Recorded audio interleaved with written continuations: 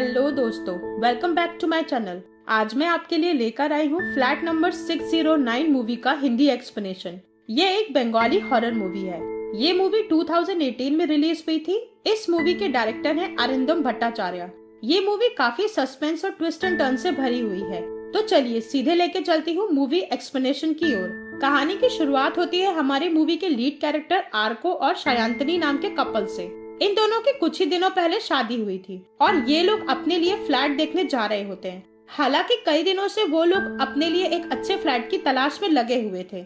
अगले ही सीन में पप्पू नाम के एक ब्रोकर को दिखाया जाता है जो कि शांतनी और आर्को से मिलने आता है और वो उन्हें बताता है कि सिटी से थोड़ी ही दूर एक बहुत अच्छी लोकेशन मिली है और वहाँ पे एक सोसाइटी में जो फ्लैट है वो आपको काफी पसंद आएगा। शयांतनी और आर्को को वो फ्लैट नंबर 609 काफी पसंद आता है। वो घर उनकी उम्मीद से काफी बड़ा और खुला खुला होता है और सस्ते में मिल रहा होता है। वो लोग इस घर को खरीदने का प्लान करते हैं और नेक्स्ट वीक शिफ्ट होने का फाइनली डिसीजन भी ले लेते हैं। घर को एक्सप्लोर करते समय शयांतनी देखती है कि एक रूम का दरवाजा ओपन नहीं हो रहा है। पप्पू कहता है कि इस रूम में पुराने ओनर का कुछ सामान है और ओनर ने बोला है कि मेरे आने से पहले इस दरवाजे को मत खोलना। नेक्स्ट सीन में शयांतनी और आर्को उस घर में शिफ्ट हो जाते हैं और दोनों मिलकर बहुत प्यार से उस घर को सजाने लगते हैं। अब नेक्स्ट डे से ही उनके घर में कुछ अजीब सा होने लगता है। फोटो फ्रेम का अपने आप दीवार से नीचे गिरकर टूट जाना, घर में रखे शोपीस अपने आप जगह बदलने लगते हैं। आर्को भी इस घर में आकर थोड़ा सा परेशान सा रहने लगा था। वो सामान को रखकर भूल जाता था, यहाँ तक कि वो अपना बैंक अकाउंट ओपन करना भी भूल गया था जो सबसे ज्यादा जरूरी था। शयांतनी आर्को को समझाती है और उसको कहती है कि तुम परेशान मत हो, तुम मेरे साथ अपना अकाउंट ज्वाइन कर लो। शयांतनी जब घर में अकेली होती है तो उससे उस बंद कमरे से अजीब सी आवाजें आने लगती हैं। शयांतनी को टीवी में एक छोटे से बच्चे की परछाई दिखाई दिखती है। वो कोशिश करती है कि शायद ये उसका वहम होगा और अवॉइड करने लगती है, लेकिन धीरे धीरे उसके मन में एक डर बैठ गया था। अब रात को उसे स्टेयर्स से बॉल गिरने की आवाज आती है। वो ऊपर जाकर देखती है तो उस बंद कमरे की लाइट्स ऑन होती है, जिसे देखकर वो काफी हैरान हो जाती है और वो नोटिस करती है कि उस छोटे बच्चे का भूत उसके पीछे खड़ा है। वो डर के मारे अपने रूम में आ जाती है। आर्को किसी प्रोजेक्ट के सिलसिले में बाहर गया हुआ था। शयांतनी उस टाइम बिल्कुल अकेली होती है, जिसकी वजह से वो और भी ज्यादा घबरा जाती है। नेक्स्ट मॉर्निंग वो आर्को को कॉल करके सारी घटना के बारे में बताती है। प्रॉब्लम ये थी कि शयांतनी अपने पेरेंट्स से ये सब शेयर नहीं कर सकती थी, क्योंकि वो लोग आर्को और शयांतनी की लव मैरिज से हैप्पी नहीं थे। धीरे धीरे शयांतनी नोटिस करती है कि बिल्डिंग के लोगों को भी उस भूताई घर के बारे में पता था, क्योंकि शयांतनी की मेड शाम को काम करने से मना कर देती है। वॉचमैन भी शयांतनी से इनडायरेक्ट वे में फ्लैट के बारे में पूछता रहता है कि सब कुछ ठीक तो है ना। शयांतनी अपने नेबर्स के यहाँ जाती है जो कि बंगाली कपल थे। शयांतनी अपनी बूढ़ी नेबर से उस फ्लैट के बारे में पूछती है तो वो ओल्ड लेडी एकदम से घबरा जाती है। अब एक दिन शयांतनी अपनी फ्रेंड अनन्या के पास आती है और उसको सारी बात शेयर करती है। अनन्या उसको समझाती है कि जब हम कहीं नई जगह पे शिफ्ट होते हैं तो अक्सर इस तरह होता है हमारे साथ। हम व्यूवर्स को अब ये भी पता चलता है कि शयांतनी पास्ट में किसी मेंटल ट्रॉमा से गुजरी थी। उसको पास्ट में डिप्रेशन की प्रॉब्लम भी हुई थी। शयांतनी जब घर आती है तो वो देखती है कि सारा सामान घर का बिखरा पड़ा है। वो डरकर भागकर अपने नेबर के यहाँ जाती है। वो ओल्ड लेडी शयांतनी को बताती है कि उसने भी उस छोटे बच्चे के घोस्ट को देखा है। वो कहती है कि उस बच्चे का घोस्ट शायद तुमको इशारे में कुछ बताना चाह रहा है, तुम उन इशारों को समझो। उस घर में कुछ न कुछ तो बहुत बुरा हुआ था। फिर अपने पति के आते ही वो बूढ़ी औरत चुप हो जाती है। शयांतनी अब मेंटली इतना परेशान हो गई थी कि वो अपने पेरेंट्स से सारी बात शेयर कर देती। शयांतनी के डैड फौरन अपने पुलिस ऑफिसर दोस्त को बुलाकर सारी बातें बताते हैं। पुलिस ऑफिसर अनिकेत तुरंत इंक्वायरी शुरू कर देते हैं। वह ब्रोकर पप्पू को बुलाता है। उधर शयांतनी आर्को के आने का वेट करती है, क्योंकि वो बाहर गया था ऑफिस के काम से। रात को शयांतनी को अब बच्चे का भूत दिखता है और वो डोर भी अपने आप ओपन हो जाता है जो इतने दिनों से बंद पड़ा था। रूम के अंदर बच्चों के खिलौने, ड्राइंग बुक और थोड़ा बहुत सामान पड़ा था। स्केच बुक में कुछ ड्राइंग बनी हुई थी। तभी अचानक से डोर लॉक हो जाता है। शयांतनी किसी तरह रूम को खोलकर अपने नेबर के घर आ जाती है। वो बूढ़ा आदमी शयांतनी को अब एक बात बताता है, जिसको सुनकर शयांतनी एकदम सन्न रह जाती है। वो बताता है कि उस फ्लैट में उनकी बेटी, दामाद और नाती पॉपी रहता था। एक दिन उनके दामाद ने उनकी बेटी और नाती को जान से मार दिया। किसी को भी नहीं पता चला कि रूम में क्या हुआ था और किस वजह से उनके दामाद ने ऐसी हरकत करी। 2 दिन बाद उस बंद कमरे की अलमारी में पॉपी की डेड बॉडी मिली। वो बताते हैं कि इस फ्लैट को रेंट पर नहीं देना चाहते थे, मगर पप्पू की बातों में आकर उन्होंने ये फ्लैट उनको बेच दिया। शांतिनी वापस अपने फ्लैट में आ जाती है और नींद की गोली खा लेती है, क्योंकि बिना गोली खाए उसे नींद अब नहीं आ रही थी। अब आधी रात को नींद में शांतिनी को लगता है कि उसके बेड के बगल में आर्को सो रहा है, शायद वो वापस आ गया है। शांतिनी अब नींद में उससे बातें करती है, मगर आर्को उससे रिप्लाई नहीं करता। अचानक से शांतिनी के फोन में रिंग होती है और वो देखती है कि आर्को का कॉल है। वो एकदम से झटके से बेड से उठती है तो बेड पर कोई भी नहीं होता। आर्को जबकि घर के बाहर से कॉल करके उसे डोर ओपन करने को बोल रहा होता है। शांतिनी आर्को से सब बातें शेयर करती है, मगर आर्को अभी भी उसको बोलता है कि तुमको डिप्रेशन और स्ट्रेस है। हमको अब पता चलता है कि शांतिनी की सेकेंड मैरिज थी। शांतिनी का एक बेटा था जिसकी कुछ साल पहले डेथ हो गई थी, जिसकी वजह से शांतिनी के फर्स्ट हस्बैंड ने उससे तलाक दे दिया था।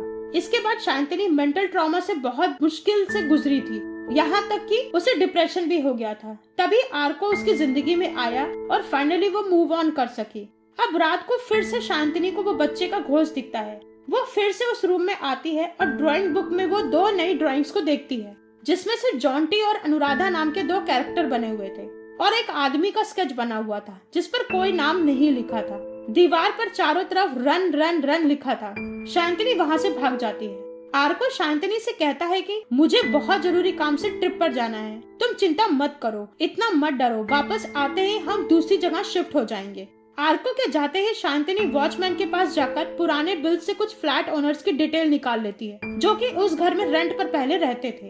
अब वो एक लेडी से मिलने जाती है। वो लेडी उसको बताती है कि वहाँ ज्यादा समय तक वो लोग नहीं रुक पाए, क्योंकि उनके बच्चे को एक भूत दिखाई देता था। उनका 6 साल का बेटा उससे बहुत ज्यादा बातें किया करता था। इस चीज से वो लोग इतना डर गए थे कि उन्होंने कुछ ही दिनों में वो फ्लैट छोड़ दिया। शांतिनी अब घर लौटकर आती है और फ्लैट में घुसने से पहले उसे पप्पू मिल जाता है। पप्पू कहता है कि आपकी बालकनी पर मुझे एक बच्चा खड़ा दिखा। ये सुनकर शांतिनी अपने फ्लैट पर आती है। शांतिनी समझ जाती है कि वह घोस्ट उसको कुछ बताने की कोशिश कर रहा है, मगर क्या, वो समझ नहीं पा रही थी। अब शांतिनी वो ड्राइंग बुक लेकर अपने नेबर को दिखाती है। वो बूढ़े नेबर उन्हें बताते हैं कि जॉन्टी और अनुराधा नाम के बेटे और माँ इसी फ्लैट में रहते थे। हालांकि अनुराधा का एक हस्बैंड भी था, लेकिन किसी ने उसको आते जाते कभी देखा ही नहीं था। शांतिनी के सामने घर के ड्रॉअर अपने आप खुल जाते हैं और कुछ पेपर्स उसमें से हवा में उड़कर जमीन में गिर जाते हैं। शांतिनी अब उन पेपर्स को लेकर ऊपर वाले रूम में जाती है और जैसे ही वो रूम में जाती है वो रूम लॉक हो जाता है। शांतिनी की सिर्फ चीख सुनाई देती है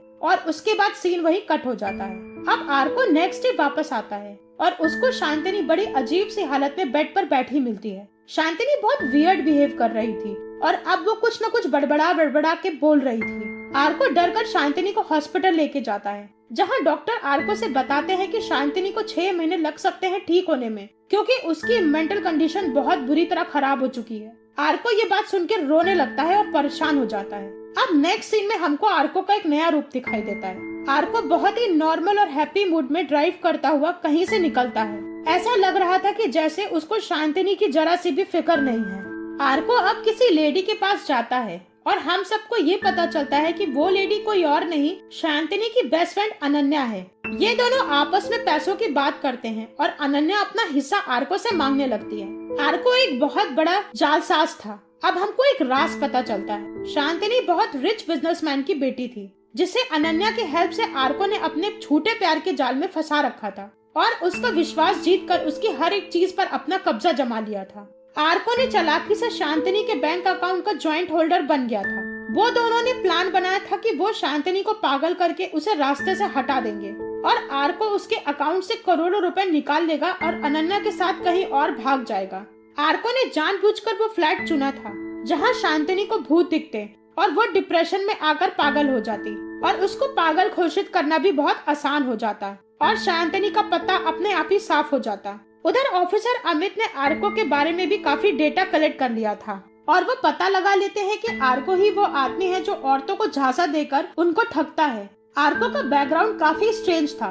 बचपन में उसकी माँ आर्को को छोड़कर चली गई थी और फादर ने सुसाइड कर लिया था। आर्को अपने चाचा चाची के साथ काफी गरीबी में पला बड़ा था, इसलिए वो ऐसी जालसाजी करके पैसा कमाने का तरीका अपनाता था। हेल्पलेस औरतों को टारगेट करता था और उनकी प्रॉपर्टी हथिया कर निकल लेता था। उधर आर्को फ्लैट में आता है और अपनी सारी फोटोज और सामान एक एक करके हटाने लगता है।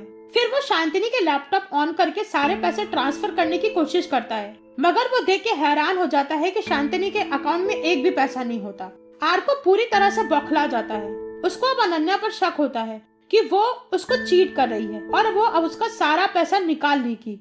आर्को तुरंत अनन्या के घर जाकर उसे गन पॉइंट पर धमकाता है। अनन्या उसको बता देती है कि पुलिस को सब पता चल गया है और उन्होंने यहाँ सीसीटीवी लगा रखा है। आर्को गुस्से में अनन्या को शूट करता है और अनन्या की थाई पर गोली लग जाती है। पुलिस आर्को को पकड़ लेती है। नेक्स्ट सीन में हमको ये मालूम होता है कि शांतनी ने सारे पैसे खुद अकाउंट से निकाल लिए थे। शांतनी को पता चल गया था कि आर्को फ्रॉड है। अब हमको एक फ्लैशबैक दिखाया जाता है जहाँ शांतनी अपने नेबर के यहाँ जाती है तो वो अंकल उसको बताते हैं कि ये घर हॉन्टेड है और ये बात आर्को को पहले से पता थी। इंस्पेक्टर अंकित को पप्पू ने भी बताया था कि आर्को को पता था कि वो घर भूतिया है और ड्रॉर में जो पेपर्स उड़कर आए थे वो फेक फ्लाइट टिकट्स थे। मतलब आर्को जानबूझकर शांतनी को फ्लैट में अकेला छोड़कर चला जाता था ताकि शांतनी डर कर पागल हो जाए। शांतनी को अब समझ में आता है कि वो बच्चे का घोस्ट उसको आर्को से बचने के लिए बार बार चेतावनी दे रहा था। वो आर्को के ऑफिस जाती है जहाँ शांतनी को पता चलता है कि ऑफिस की तरफ से आर्को को कभी बाहर भेजा ही नहीं गया। यहाँ तक कि इंस्पेक्टर अंकित शांतनी को बताते हैं कि उनकी मैरिज भी लीगल नहीं है। आर्को ने उससे जानबूझकर मंदिर में शादी की थी और वेडिंग फोटोज डिस्ट्रॉय कर दी थी। ये बात भी हम सबको पता चलती है कि सारा प्लान पहले से ही इंस्पेक्टर अंकित ने बनाया था शांतनी के साथ मिलकर, ताकि आर्को को रंगे हाथ पकड़ा जा सके। इस बार शांतनी ने नाटक किया था। डिप्रेशन से बाहर निकलकर उसने अपने आप को संभाला और जालसाजी में फंसने से बच गई और यहीं पे ये मूवी एंड हो जाती है। तो दोस्तों, ये थी कहानी फ्लैट नंबर 609 की। वो बच्चा जो भूत था वो किसी अनुराधा नाम की लेडी का था जो शायद शांतनी की तरह आर्को से शादी करी थी। हो सकता है कि आर्को ने उस लेडी को मार डाला हो और उसके बच्चे को भी, जिसके बाद वो बच्चे का घोस्ट उस घर में भटक रहा हो। आर्को एक सीरियल किलर था। 2002, 2007 और 2011 में इसी फ्लैट में कई लेडीज को लेकर आया था और झांसा देकर या तो उन्हें मार दिया था या पागल घोषित करके उनका पैसा लेके रफू चक्कर हो गया था। आई होप आपको स्टोरी पसंद आई होगी। स्टोरी आपको पसंद आई है तो प्लीज लाइक शेयर करिएगा और हमारे चैनल पे नए हैं तो हमारे चैनल को सब्सक्राइब जरूर करिएगा और बेल आइकॉन को प्रेस जरूर कर दीजिएगा। Goodbye and thank you.